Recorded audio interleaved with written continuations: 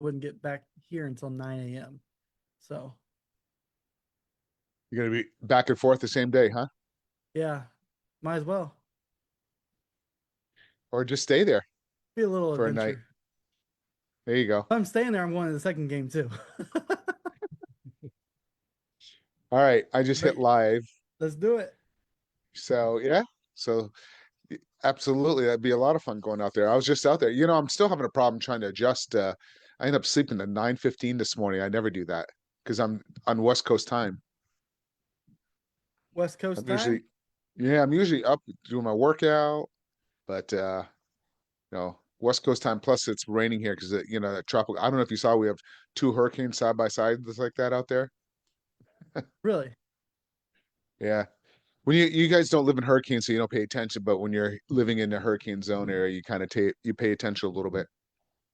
Yeah, we don't. I mean, you got that one off the Bahamas right now. You We know, get two of them, they're side by side. isn't that crazy? So They thought, that conference you just attended last year was yes. on a cruise, right? So You last year it was on a cruise, and it was this time last year. So we would have been going through the Bahamas right during that hurricane. That would have been terrible. that well, they normally will send you down towards Mexico. They reroute you to a different area. Yeah, well, I would like to go to where they tell me though, where I paid for. Uh, so well, anyways, Yes, I'm sir. back from Lake Tahoe. I was out there, had a great time, looked at some more properties. My other half, she wants a property, but I'm like, we're not taking this one. Economically, it doesn't make sense. She's like, I'm going to do it my own. I'm like, no, you're not.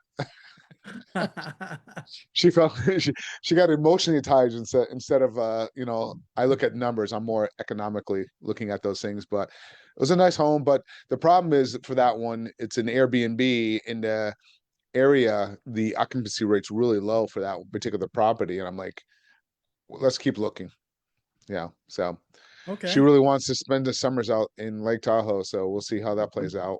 But I'm like, we're going into winter, so we got plenty of time. Let's just take our time and, let the market pull back a little bit more and just be selective. You got to be selective in your deals, So see a lot of faces here that I reckon I see quite a few faces. This is Welcome in, awesome. everybody. Welcome in. Happy Monday. If you are over on Zoom, I just dropped the Zoom link for you. Feel free to hop over here on Zoom with us. This is your time to get your questions answered by one of the top seller financing experts out there. If you want to call him a guru, you can call him a guru, but he's got the experience. So I consider gurus people that don't have always don't always have the crazy experience. So I call this guy experienced. So this guy called Mark Monroe. He's experienced. So, Mark, how much experience do you have? Yeah, I don't like to call myself a guru either, but no, it's just kind of one of those. Just I just have a lot of knowledge. God, I've been at this. I started in 30 years ago, back in May, May of 1995. That's when I started. So been at this 30 years, done thousands of deals, well over 3,000 residential, commercial, multifamily, I mean, mobile home development, even helping these two brothers buy a business. So I like I love seller financing. It's just instead of always going out there and trying to always have to raise capital from capital partners, you end up using the seller's equity. And it's just a way of having the conversations with sellers. It's all about a marriage. That's I always talk about this every week when we come on here. The difference when you do seller financing versus your traditional, you're just throwing numbers and once you close on the deal, if you're just buying, cash or financing, outsource or capital partners, you're done with the seller. You're just gone. You're just going separate ways. However, when you're doing seller financing, it's a marriage. You're in a long-term commitment. So once you understand that and how to have those conversations and build a rapport with the seller, it comes easy. And then just learning the fundamentals, how to structure the deals, the proper contracts, the proper numbers, make sure you don't get hurt. I always look at when I'm looking at a deal, I always look at two things. Why is the seller selling? Well, actually three things. Why is the seller selling? What's going to be my exit? Am I going to hold it? Am I going to wrap it? Whatever the exit strategy may end up being, selling it to another investor. Typically, I like to buy through seller financing and sell through seller financing, stay in the middle and create the arbitrage.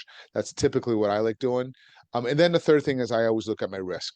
What is my risk factor in the deal? And I always make sure I'm giving myself enough due diligence inspection period to be able to get out of the contract, to be able to, like, as I move further along in the deal and I'm trying to find my end buyer, if I'm having a hard time finding my end buyer, maybe, in the beginning, I know what I'm doing now, but if you don't know what you're doing, you want to give yourself that cushion. So maybe you didn't price it properly.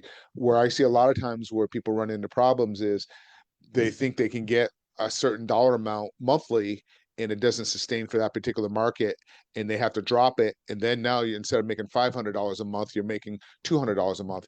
So for me, that's a risk unless I'm getting a huge down payment from my end buyer. So those are the type of things we look at when I'm analyzing a deal. We every Tuesdays at 6:30 we do a whole deal analysis underwriting call with our members, and that's something we always look at is like, what is the risk? Why is the seller selling? What do they plan to do with the capital? What's going to be our exit? And then that's our risk. Those are the things I always look at in every deal.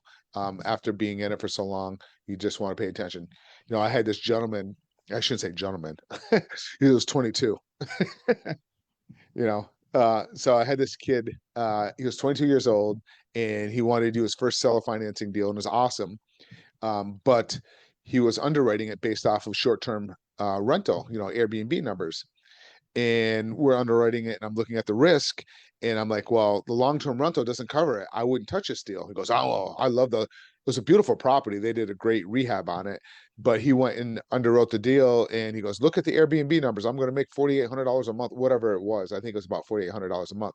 However, now several years later, now that the short-term rental market is not like how it was in Orlando, it became oversaturated. Now he's coming out of pocket anywhere between 400 to 600. I think the max he might have even come out of pocket $800 one month in the middle of the summer.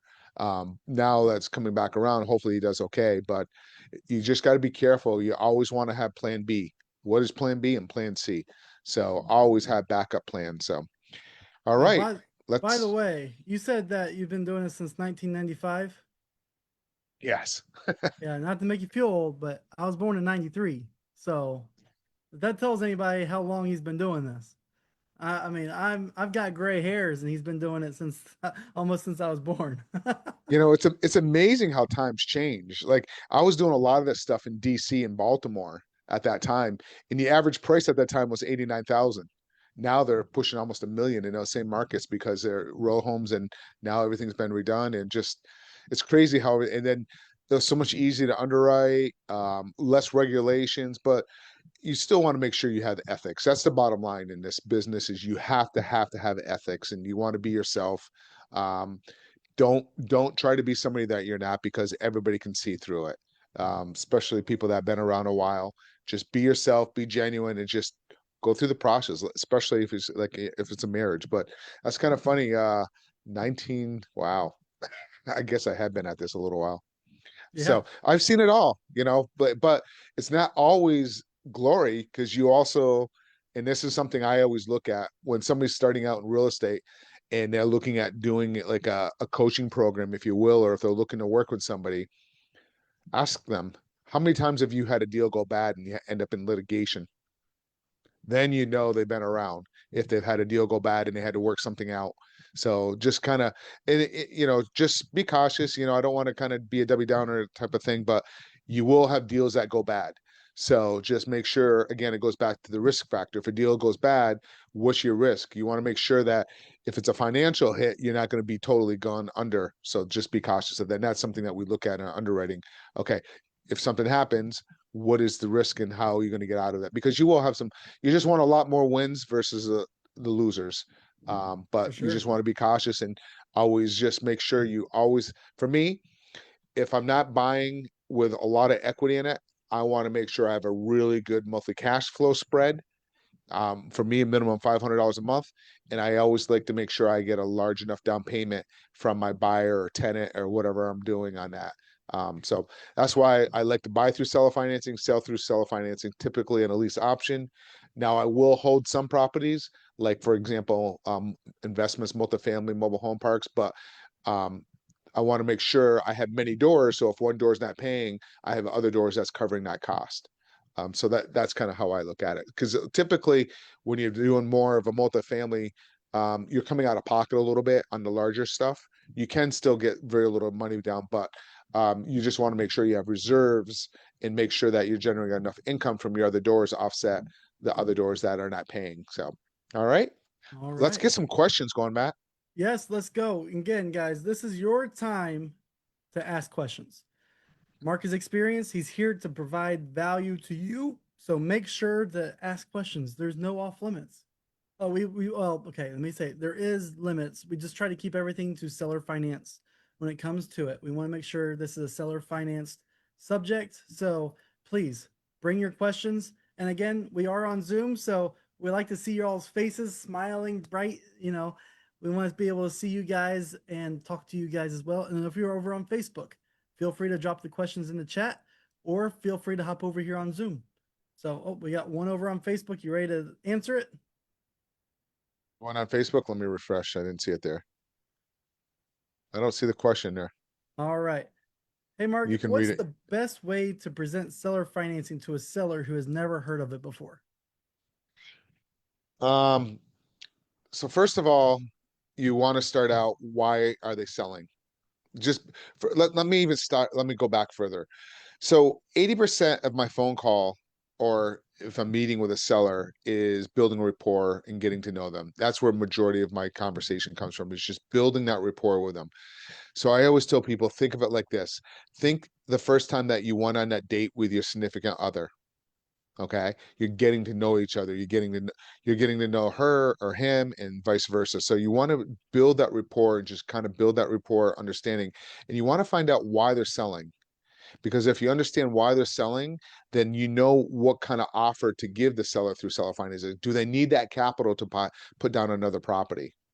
Okay, then you can come up being creative enough to come up with different ways. Maybe pull some cash out, maybe do a HELOC.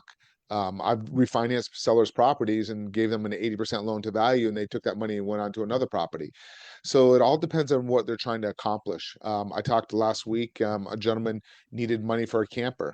And I told him to go ahead and take a loan out for the camper for the 25,000, and we'll make the payments on the. And because I built a good rapport with him, he ended up taking that. He ended up going that route. So I was on a phone call with him for a good 30 minutes before I even kind of presented it to him to get to know him. But he needed $25,000 for a camper, and I built a rapport with him, got to know his dog, his everything about his life. I knew him, and he knew me.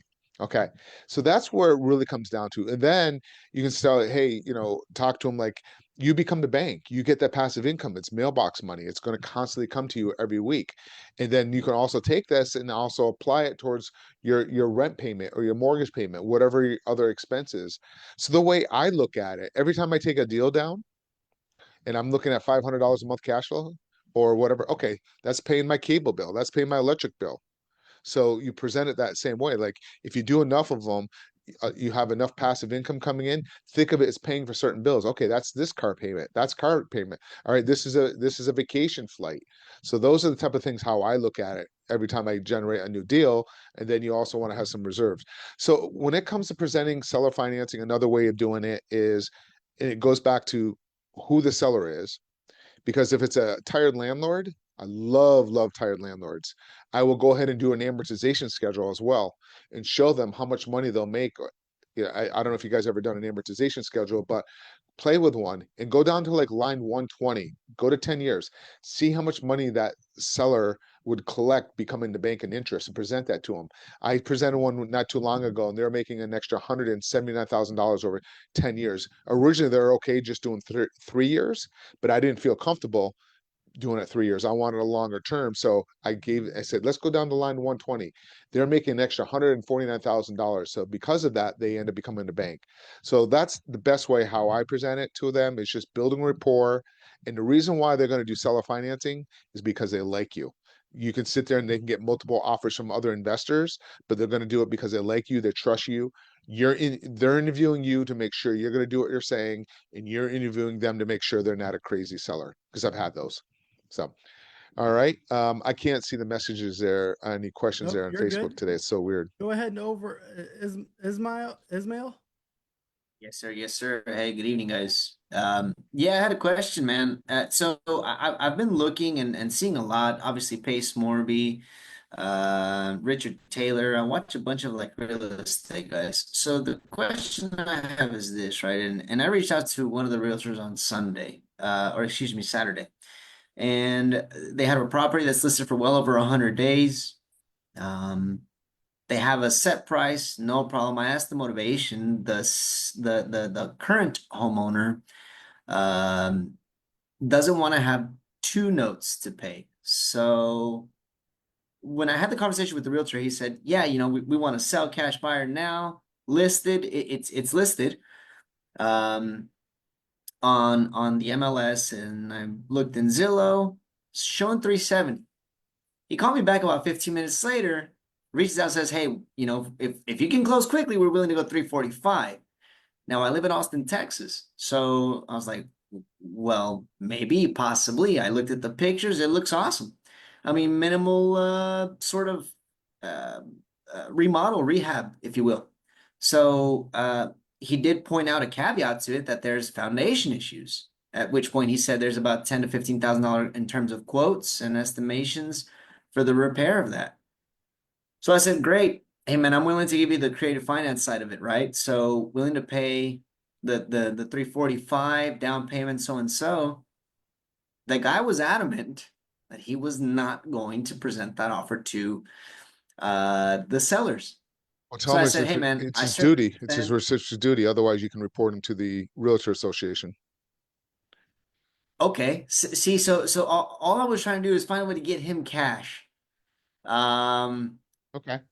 really and truly, I wanted to find a way to help him out, I mean, it's been listed. Like I said, he lost the contract essentially, or I guess they got out of contract. I'm not entirely sure the terminology there, but he was under contract with them for 6 months, and the price has dropped. I mean, well over 100K from the initial asking price.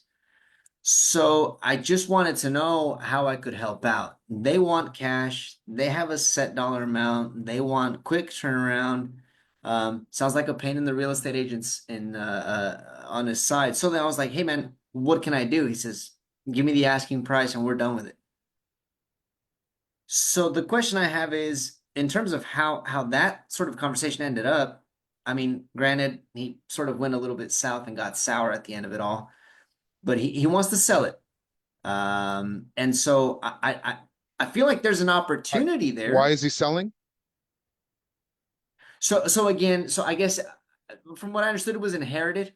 And so the current homeowner, I guess, doesn't want to have to deal with it. All right. Um, So why don't you just and offer a and they don't low want to have cash two offer notes. then? Then I would just offer a low cash offer. Typically, I always do two offers. I do a cash offer and a seller financing offer. Throw the ball back in their court and then see what. But Yep. you want to do your offers that works best for you. That's kind of. You said this is in Texas. It correct. Yeah, it is. Yeah, yeah. So I would just kind of do a cash offer. And you got to get an idea roughly what the repairs are. You know how to do the repair estimations. Yeah, Especially the foundation. roughly. And I mean, again, because the property looks, I mean, it's livable, man. Hell, I rent the But place your out if I buyer, could. are you gonna own it? You're gonna hold on to it?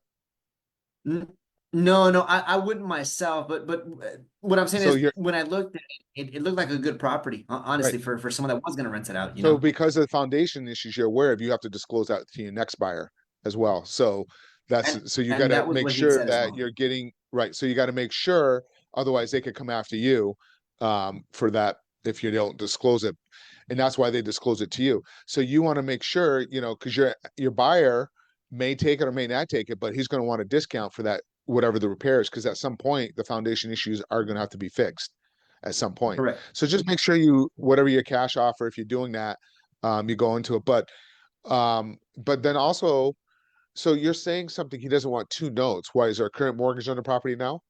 So he has so again because it was inherited, they currently own their own property. And so because they're gonna have this second note now, they're like they just want to be done with this particular property, but it hasn't sold. So the interesting thing to me when I look at it, right? I mean, putting two and two together, the thing that intrigues me is that it's been on the market for well over 6 months.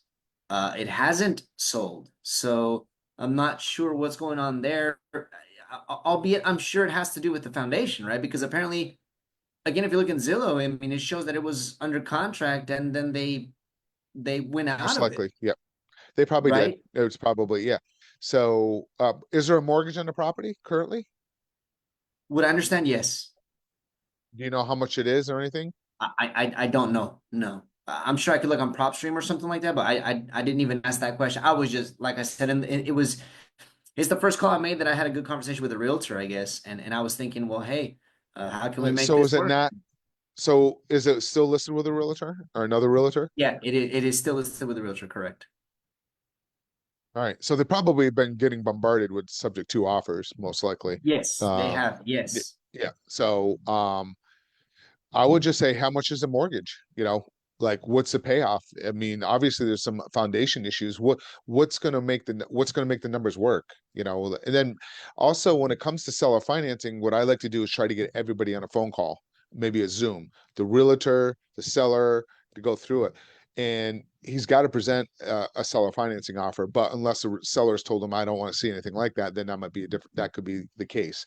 Um, but I would just kind of just keep going at it, get on the Mark, phone, find out really what's going on, and like start doing try to find out what the current mortgage balance is, because it could be a problem there. Then they what's a could be open to seller finance, and then what is the current monthly payment on that mortgage as well. So you need more information. what's a way to Okay. for him to stand out of all the other people that are offering the seller financing? You have to build a rapport with the seller. That's the bottom line. And if you're going Okay. through the realtor, that's the problem. So then you just got to like, hey, let's get all on us on the phone. Um, do you mind if we all jump on a phone or a Zoom call together and build a rapport with them and just start talking to before you jump into the deal? Find something that you have in common, like what's he do for work? Was he a sports fan? I don't know if you're a sports fan. Where in Texas is it? Is it near the Cowboys? Everybody down there is a Cowboy fan, that type of thing. So you know what I Look mean? them horns, I'll put it Talk that to way. them a Well, little no, bit. it's Austin, Texas, man. Okay.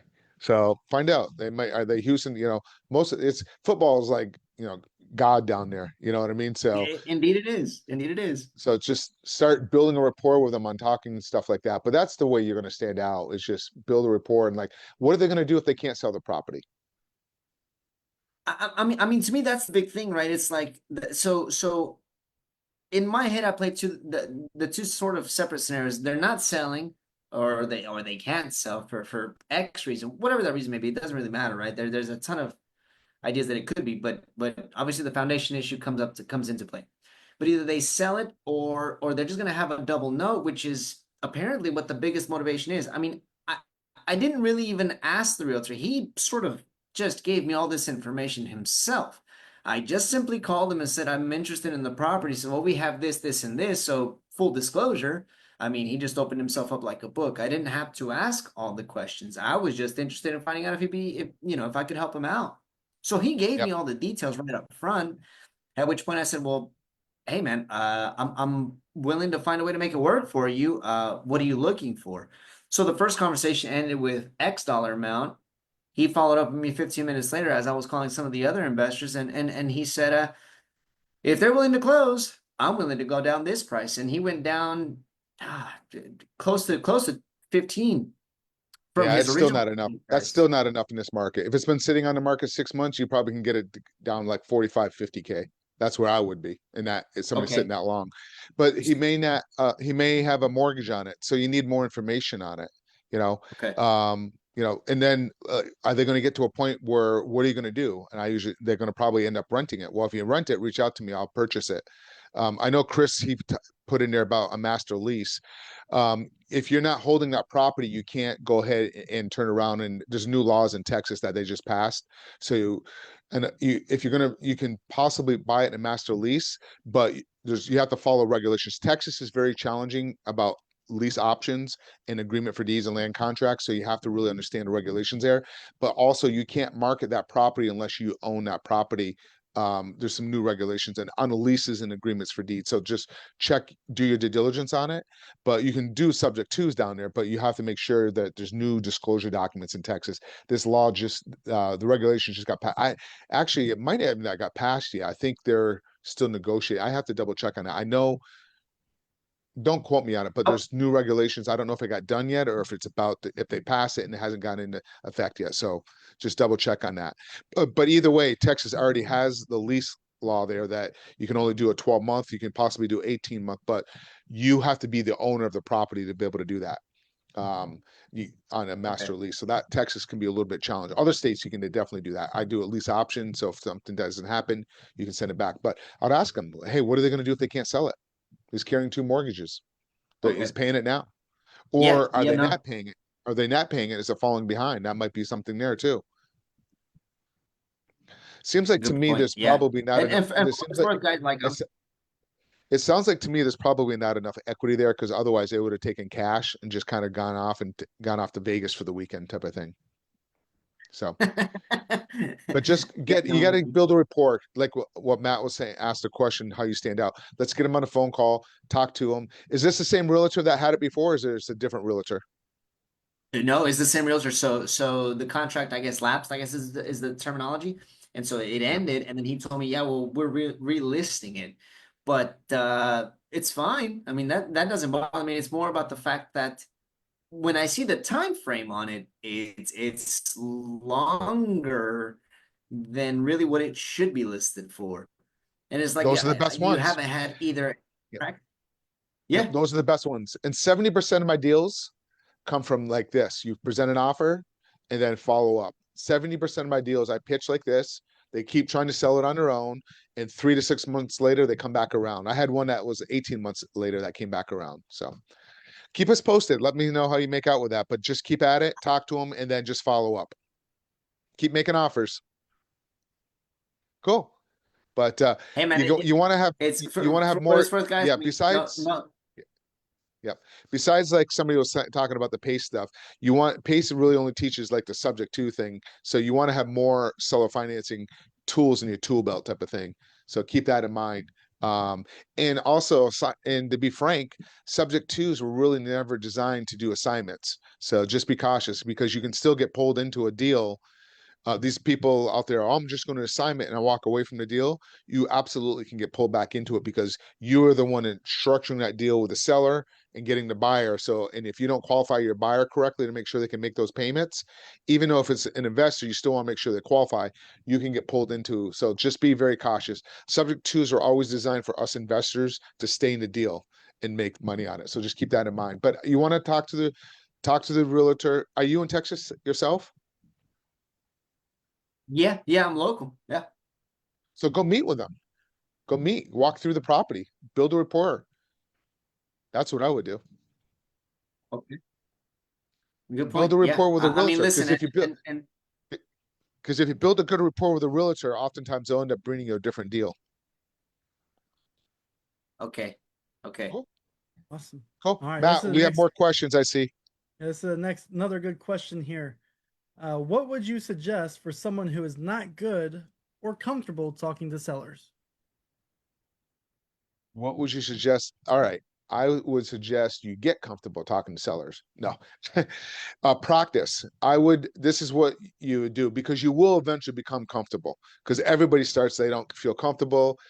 So what I tell people is go into Zillow, go to for sale by owner section, call an area outside your market and start practicing talking to sellers, just like spring training, and then start talking to them and build a rapport, start asking questions. Um, Now keep in mind, if a seller starts asking you questions, you want to ask the questions. So the one that is asking questions is always the one in control of the conversation. So if you feel that you're losing control of that conversation, just start asking about it. Like, hey, when's the last time the kitchen's been redone? Tell me a little bit about the neighborhood. So you want to put together a bunch of questions, use ChatGPT. Hey, give me a list of questions, ask a seller. There's 3 questions I always throw it in there besides asking how many bedrooms, what would you do if I walk into the property through the front door? What am I visualize? What am I walking into? Am I walking into the kitchen? Am I walking into a living room, dining room? Walk me through that process and practice. So have 30 good conversations with sellers and then you'll understand the motivation. So 3 things I like. So as I'm asking questions about the property, oh, it sounds like a beautiful property. It sounds like a beautiful property. Why are you selling? There's the motivation. And then I like this question. Would you be willing to rent the property to us for a few years and then we'll close on it? We'll take care of the maintenance and repairs. If they say yes, then I know they're going to be open to some type of creative seller financing deal. And then I always like later on in the conversation, if you can't sell the property, what are you going to do? And I shut up.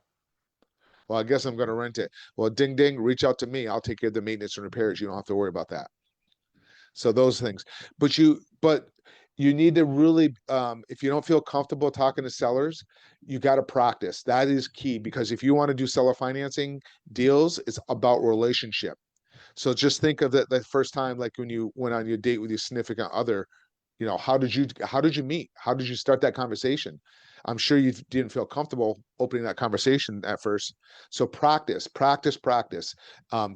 Pick up the phone and just start practicing. I guarantee you, after you have 30 good conversations, you won't have a problem with it.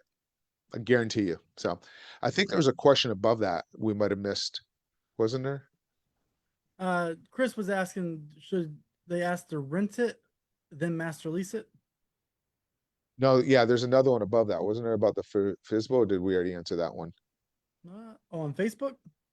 No, Oh, okay, and I see it. Yep, from Vanessa. yes. In No, Texas, what additional documents do we need for seller financing outside of TREC purchase contract? yeah, you want to get all kinds of disclosures to protect yourself. There's a lot of them there in Texas. So you want to rely on your Texas title company or attorney in those states to make sure you have all the documents. There's a lot of disclosures. Like one of the disclosures now that you have to disclose is like if you're not going to be staying in the property and you're going to be wholesaling it, you have to disclose that now to all parties. So you gotta just I would talk to your title company in Texas and find out all that and get the documents through them. That's the best bet, is kind of go through that process, because Texas is really tough. Texas is considered a felony if you don't follow the proper regulations, and you need to make sure that your end buyer can afford those payments. That's one of the biggest things in Texas there, to make sure. Now they say if you sell it to an investor, you're exempt. It's true, you are exempt, but you want to still make sure that they can afford those payments. Okay. I think there was one above that. I'm wondering about creative financing and for sale by owner. I'm starting to reach out to real estate agents and finding out if they're okay. That was the same I one. think that's what's that? Okay. Cool. Yep. What Cool. else we have? All right. Well, while you guys are posting questions, real quick, Mark does have a mentorship program, and it's a program where he goes in and coaches you in group setting of how to do seller financing, whether you are starting out or you have 1 to 5 deals or 10 deals, 20 deals. A lot of the people that are in the mastermind have already started and they're just tired of putting down that 20%.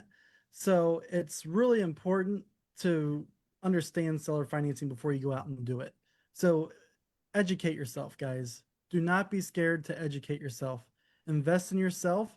That way you can go out here and feel more comfortable talking to these sellers and also talking to investors, because once you educate yourself, money finds you pretty often. So again, I'm going to post a link here. It's to schedule a call just to see if you're a good fit for the program. There's no sales on this call. It's just a call to see if you're a good fit and if we're a good fit for you. So I'm post a link right there. Go ahead and you can schedule a call right now or after the Zoom, whenever, and you'll hop on a call with either Reese or Alex, and they'll be able to help you understand if we're a good fit for you. All right. Next question. What's your take on the foreclosures ticking up? Love it. Actually, I've been picking up a couple myself. I've been looking at putting some stuff out there. So under foreclosures, I like it. I like to try to get into the property before they hit the foreclosure and bring the mortgage current and take the property over. Typically, if that's the case, I'm going to do that one subject to. So that's kind of my take on those. I would just look at those. We do see a tick up, and everybody's seeing a tick up. So we just want to add that in your Rolodex. I'm actually I'm shifting a little bit. I'm still doing seller financing, but now I'm looking at buying these properties possibly with cash, with a bunch of, like, I have a group of physicians that I can use for cash, buy it for cash and then sell it to them on a seller financing note, and then take that seller financing note, do like a 70% first, sell that note into the secondary market, and then hold a 25% seller second, and I get that passive income. So that's another whole angle. Once you understand how to do these originations on the front end, you can also learn how to structure and buy some of these at cash and discount through capital partners. Like I love like physicians and dentists, because they need people that have high paying jobs. They want to buy properties as well because they need the depreciation. So I will go ahead and buy the property, fix it up, and then turn around and sell it to one of the doctor's physicians, and then they can treat as rental, and then use seller financing notes, and then sell that note off. So get that capital back, rinse and repeat, and then I create that passive income. So that's another type of strategy, and that's stuff that we're looking at the moment to be able to pick up some of the discount stuff on that. Okay. And then what do Okay. you think about the where'd it go? What What do you the? think about Forbearance. the forbearance? Oh, that's the from old one COVID? there. What's that, Robert? I think Robert said something. Or maybe he was didn't realize he's on his mic. His mic was hot. All right, let me answer. I don't, you just got to make sure in the forbearance stuff that you run your numbers. Actually, there's a deal that we're just looking at. Actually, it came from another mentorship program that somebody went through that mentioned earlier. The problem on that deal is they went and closed on a deal. Yeah, they went and closed on a deal, and sorry about that. Somebody else just came through. So they close on a deal, and then there's a $16,000 like overage that they didn't realize. And what it is the forbearance that is finally being paid off. It was a $16,000 that wasn't.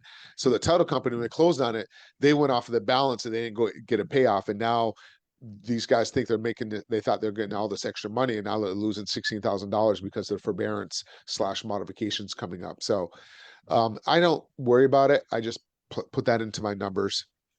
Okay. Getting tacked into Cool. the back end. Yep. Just treat it Awesome. like another mortgage. Just add whatever that is to the balance if you're going to be paying it off, or try to keep it in place if you're buying it through a seller financing. Yep. Gilbert said that's the strategy I'm looking to do. Is there a way to send deals for that exit strategy for you to look at? Are you in? Make sure to hop in his mentorship program, his mini mastermind. He does these deals. He evaluates the deals every Monday and Thursday, and then also there's another evaluation call with one of the top members on Tuesdays. Yeah, we go through all that stuff all the time. That's something that we're really focusing on, and especially if you have resources for capital partners and you want to take more, it opens so it's a win for everybody, and then you can make some more money in that way as well. So so just opens up more strategies in the tool belt. So that's another great one. But that's a great strategy, and in this market, you can do really well because you can. Besides that, you can pick up properties at a discount. Like I'm looking for properties at 35, 40%, 50% discount, structuring it through a seller financing strategy, selling it to the physician. So I'm making money on both sides. So I'll make money on the rehab aspect of it, and then the seller financing aspect of it. So that's kind of what the model that I'm looking at the moment, because there's so many properties sitting on the market. Okay. Yep. And then, okay, he does have a question about, I am wondering about creative finance and for sale by owners. I'm starting to reach out to real estate agents. Oh, maybe that was a reply. Oh yeah, that was a reply. So Vanessa says, I am actually a real estate agent and new loan officer in Texas. So wanting to be able to understand seller finance to be able to package and originate these deals for investors. Smart. Absolutely. And those are the ones that are doing well. The realtors and loan officers that are tackling on both sides, they're opening their tool belt up. So I think that's great, because a lot of these realtors, they don't understand the seller financing, the creative side of things. So they're losing deals out. If they understand it and they can position it to the sellers, they could get a lot more deals as well, because they can present these other offers to sellers and get even more listings and more. So it's just, I think it's really smart. And a lot of states are actually making wholesalers become licensed real estate agents. And I think that's a good thing, because everybody's on the, besides moral and ethics involved in it, but also the knowledge of it. So it's kind of going through the process. And this is kind of how I learned a lot of this stuff, is where the market that we're going through right now. I've been through this a couple times. I went back through it in 97, went through it through 9/11, and then went through the big crash in 2008. So every time you go through one of these ticks, you kind of learn a lot more, and you kind of end up learning all these different strategies. And the ones that don't and stay vanilla, those are the ones fall behind and they end up getting a 9 to 5 job because they didn't adapt. You have to learn how to adapt in real estate on everybody that's involved. Title companies, realtors, and loan officers. If you don't adapt as the market adapts, then you get left behind. So I think that's great. Cool. Awesome. Everything in life. Yep. Everything in life. It's true. You have to adapt. I mean, think about it. Just look at, I don't know, look back 10, 15, 20 years ago. Look at your different peers that you hang around with, your different people, your colleagues, maybe different jobs. So you just got to learn how to adapt and everything. And if you can adapt quickly and recognize it, you can get ahead of it and do really, really well. Like a lot of times people run when the market's pulling down. Like I keep people, freaking out like, oh, I'll never buy. No way. I'm not going to buy in this market. Well, that's the best time to buy because that's when the best opportunities are. This market that we're in right now is one of the best markets opportunities because you can get some home run deals and especially in markets that some of the properties pull back. Because my personal opinion is, and I don't like to get political, but Trump wants lower interest rates. Okay, because everything he's doing is doing okay except the real estate that's still down. He wants lower interest rates. So Powell, the Fed, is going to be out in about 7 or 8 months. Trump's going to go ahead and appoint somebody that's going to go in there and he's going to lower the rates. So whoever goes in there, it's going to probably take them 3 months to lower rates. I think the rates are going to probably get around like 5.5, 5.25. When that happens, there's 4.3 million buyers sitting on the sideline right now. All those buyers are going to come out. Then I think it's going to probably take about 3 months for the inventory to catch up. So I think in about 12 months from now, we're going to be back at the market's going to be moving a lot more than it is now. So these opportunities that you see now, they're not going to be there because all these buyers are going to come out of the woodwork and they're going to have multiple offers coming out. But it does need to clear out some of the inventory some of this inventory has been sitting there for a little bit longer. So, and you have sellers that are not even thinking about selling at the moment because they are good at a 4% interest rate. But if you go to 5.25, 5, somewhere in that area, they'll be okay. All right, I'll sell my home and take a new home at 5.25. So, all right. So I see another question from Yep. Do you is it have a Vanessa? preferred calculator or amortization calculator that you use to make offers? I do. I use the 10BII. It's like $5 or $6. You can get the app, but 10BII. And believe it or not, I've been using ChatGTP now a lot, and it will go ahead and produce it. But the 10BII is really good because you can go ahead and it does an amortization schedule right there, and you can email it right from there, and it's really professional. So it's 10BII. So that's the best one I like using. And you can just play around with it, and it has built right in there. We can go ahead and email the amortization schedule, and that's the one I usually use because it looks really good and professional. It shows the amount finance, interest rate, the term, the monthly payment, and it really breaks it down. The monthly payments, the interest, and then like the running balance, and that's where I like. If you ever play around with it and go to like the line 120, 10 years, that's where you can see how much, because majority of the time, as you know, especially if you're a loan officer, most of the in the beginning is being applied towards the interest before the principal.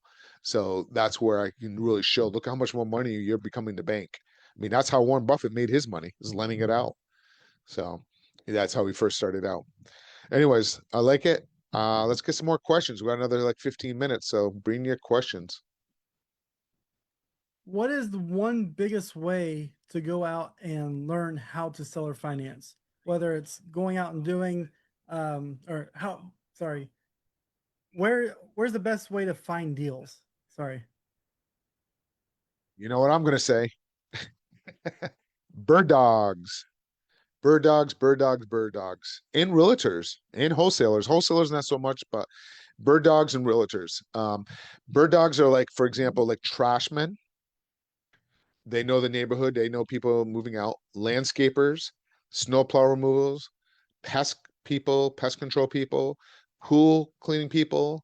My mailman is great. Something must have happened there because they slowed down, but mailmen were awesome because that was really one of my first bird dogs many, many years ago because he was delivering and he knew when people were getting notices and stuff to that nature, but something might have happened because I don't get them as much. FedEx, Amazon drivers, Uber drivers, Anybody that's out in the community, those are great ones. Where I get my home run deals are through hospice nurses. That's where I get my best deals. I also get deals. I did 14 deals with this one guy one year. Now, I don't know if he worked for Medicaid or Medicare or the state, but he would drive seniors to the doctor's office and pharmacies, where a lot of times seniors can't drive. That's another great source. Home caregivers where the people have to end up going into home care. Now, those could be a little tough because a lot of times they have to sell their home because they need that money because those home care senior facilities can be really expensive. So those are hit or miss. It all depends on what type of reserves, if they have a good retirement. But typically that's kind of where it comes from. Concierge nurses, businesses, yes. Just connect and network. And I have it set up where they will take a screenshot, text it to a phone number, it goes to my VA. My VA will go ahead and run with it, skip trace it, and reach out to the sellers. So those guys, I will end up paying, if we have to do the research and do everything, anywhere between $500 to $700. Hospice nurses roughly between $2,000 to $2,500 because they're calling me, the family's calling me. I'm not chasing them. And typically, what I've found is if it's a family where the children don't live local and they're coming in out of town, then they're more open to, because it's so much work for them to get the property ready and take care of the property of the parents. And I also found out that if it's usually a husband and wife, they're usually open to seller financing because they want to make sure that their other significant other is getting monthly payments coming in, like another Social Security. If it's usually one spouse that's left and they're going in living with, they're in hospice, usually the kids want cash. So they want to take the money to go to Vegas. So that's what I found. Usually, if it's a husband and wife, they're open to seller financing. If it's one spouse left and the heirs are going to be taking it over, they usually want the cash. Or unless it's just one heir and they don't really need the money because they already have some good jobs coming in. But just to kind of give you a little tidbit on that particular one, that's what I found over the years. Okay, but those are great questions. And Angela, what's she saying? That Concierge she nurses? started a concierge nursing business. She was wondering how she Wow, could connect it. So absolutely. Just tell people if they're just when the nurses are out there talking to people, and if their children are coming in from out of town and they're having ill, just say, hey, I buy properties. Just reach out to me. I'll buy it as is. You don't have to worry about cleaning anything up. Just leave everything behind. We'll take care of it. And then tell the nurses, tell them to reach out to me, because they say, instead of listing it with the realtor is not going to clean the property and get it all ready. But, reach out to Angela. She'll go buy it as is. You can just leave everything behind. So it feels weird as a nurse, maybe conflict of interest. I'm not sure what she means by that. So like, is she it a just conflict listens. of interest if there's a nurse? No, you're just helping them out. When they're in there, some of these nurses are really you're building a close relationship with this. I'm sure you've had that happen, as nurses. I'm sure you've been in there and you build a really good rapport with people and you overhear conversations and say, hey, I might have overheard you're looking at selling your home. I know somebody that buys properties. Don't force it. Whatever you do, you don't want to force it. You just want to generate and have that conversation. Like, hey, do you need a good realtor? I can kind of help out. So as you being a nurse and you being around family members and you see that happening, I'm sure you've probably experienced that as well. So, but hospice nurses, those are the ones that your concierge nurse, I don't know if that's kind of falling into that same category, if those concierge nurses are also acting as hospice nurses. Um, for those that don't understand what a hospice nurse is, those are the ones that usually people are at the end of journey of their life with 6 months or less, and they're just nurses are there helping the patient to be more comfortable. And usually these are at home type of situations. So not hospice nurses, but caring nurses and elderly. So it's the same concept, but oftentimes where their care is challenging because they still need they need a place to live still. So that's where you're going to run into a problem. And if they need to go into a home, usually they're going to have to sell that home to be able to pay for all the care, because those cares could be $5,000, $8,000 a month. So they're going to need that capital. But typically in hospice nurses they're moving in with another family member. That's what I've usually come across. Yeah, 10K, exactly. So it may not be, you could possibly do a cash deal on that one, in that case, but typically on seller financing, those are a little bit more challenging, because they need that capital. And I get it, and it's respectful on that one. Because, at one time I'm like, I tried working a lot of like, those people that took inpatients and, going into homes, but it didn't work out too well because most of the time the sellers needed that capital, like you said, $10,000 depending on the area. So it's not cheap. Those are So great to wholesale though, normal wholesale. So yes, correct. Yep. Cash, buy those. Yep. That's where you want to kind of do a cash offer on those. So you just got to know your seller and what their situation. It goes back to, why are they selling? What are they planning on doing with the capital? Because if you know those two things, then that's kind of, you can fall into it. Okay. Chris is saying I had a medical. Well, I can't read that. I a had a Medicare. Medicare. Got it. Sorry, I'm just, the screen's far away from me, so it's a little hard to read from the distance at times. Getting old. Speaking of, we started. I shouldn't say old, but anyways, Yeah, so he had cool. a Medicare one. He had to Medicare had to approve the purchase price within an appraised amount. Yep, it's true. So that could be, yeah, that happens. But if they can't sell their home, so yeah, Medicare, if they're kicking in, you do got to jump through those hopes. Definitely could see a potential, maybe. My husband's name. There you go. Yeah, just keep building it up. So Well, actually, you would definitely want to use a business name. So put it in everything. Everything you want to do is in a business. you know, Ryan. It's funny. Ryan that came in the group today. When do you think he came into the group? About 4 months ago, 5 months ago. About 5 months ago, yeah, He's maybe built up 4. over. Yeah, he just built up. He has over 100 bird dogs now. He built up since he came in. He's doing really, really well. That's He's wild. killing it now. Yeah, Yeah, he's yeah. doing extremely well. You want to put the contract of as a contact. Okay, okay. Yeah, I was supposed to say under on the business. Okay, no, you're good. I know. I look at it sometimes. I thought she said contract too, but yes. Yep. But why don't you explain what you're going to say there a second ago, Matt? Anyway, so some people can listen. That's a good tip, what you're going to say. Yeah, you just always want to make sure you put your business name on the contract, not your personal name. So there's ways to do it, and you can actually do. There's things called wholesaling to yourself and everything like that.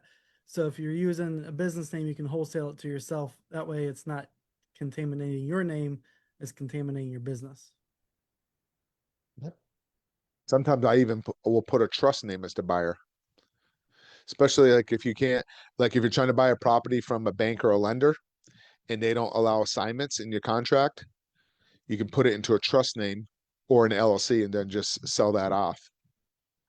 An LLC is a pain in the butt because then you have to go and do the operating agreement with the state and everything. But a trust, you just change the beneficiary. So, but yes, that's a great stuff. So, these are great questions. If you guys have any more questions, we got a couple more minutes. So, Yeah, we have a few more minutes. Again, I'm going to let you guys know. I'm putting the link in one more time. Mark does have a mentorship program where he can walk you through how to do this seller financing, whether you're a beginner or somebody new, or you have some properties. He's here to help you. Again, there's a no hassle call. And there's no sales, nothing like that. We're just calling you to see if we can qualify. If you qualify for the program, we want to make sure that you can benefit from it. We want to make sure you're a good fit. So we don't want to just take people's money and let them sit there and do nothing. We want action takers. So that's why we do this screening call. So schedule a call, hop on, and see if we can help you out. cool, cool. So, so we've been doing the video course, so that's almost done. Yeah, and So, by the way, once the course comes out, price will be increasing. So yeah. So we're doing a mentorship, but now we're doing a video course on top of it. So that's going to be helping people out as well. So it's been working on that for a few months, and now it's just about done. We're just doing some bonus videos, like for people that don't know how to set up LLCs and stuff like that. But the ones that know how to do it, you guys probably don't have to worry about that stuff. But the course is pretty much almost done now. We're just organizing, putting all the proper documents, contracts with the right videos and all that good stuff. So what a process that was, let me tell you. The process. And Especially then when all there's the so many different strategies that you can teach people. So well, that's why the mentorship's so good because you can look once you're in there and you're in the pro and it is lifetime because as the market shifts, and that's usually what happens. People come in, they're in it for probably 6 to 8 months, and then they're off doing deals, and then they come back across a scenario, then they come back in. And that's usually what takes it is. So but yeah, and then we have some capital partners in there as well. So I have people that join just for the capital. They want to put the capital to work in type of situations like that. So is there any more questions on Facebook? Because I can't see over there. Nope. Everybody's been very active here in the Facebook group. I mean Zoom. So that was good. So next week, no, is it next? Oh yeah, next Friday I leave for Greece. I just got back from Lake Tahoe yesterday. That's why I love real estate. Get to do it remotely from anywhere. I was in Lake Tahoe for a week and a half and home for a week, and now I leave for Greece next week. And then I live in South Florida, so I like being here during the winter. So that's kind of why I like it. So Nugget, I'll be what's in he Dallas saying? next week. So You'll be in Dallas? mhm. Okay. It's cooling off there. Gold, yeah. And in the last two, yeah, Angel. And then the last 2 summers, I spent a month and a half in Cape Town because it's winter down there. I like it because I'm in South Florida and it gets a little hot, but we have probably another 3 weeks and the weather will start breaking. It is starting to cool off at night in the mornings, but then get to shut the AC off and sleep with the doors and windows open. That's what I can't wait. And that's why I love South Florida. However, my other half, she's wanting Lake Tahoe. We'll see. Any more questions before we She shut wants you down? to buy that house that she fell in love with. She does. Yep. But it doesn't make sense. I'm all about numbers.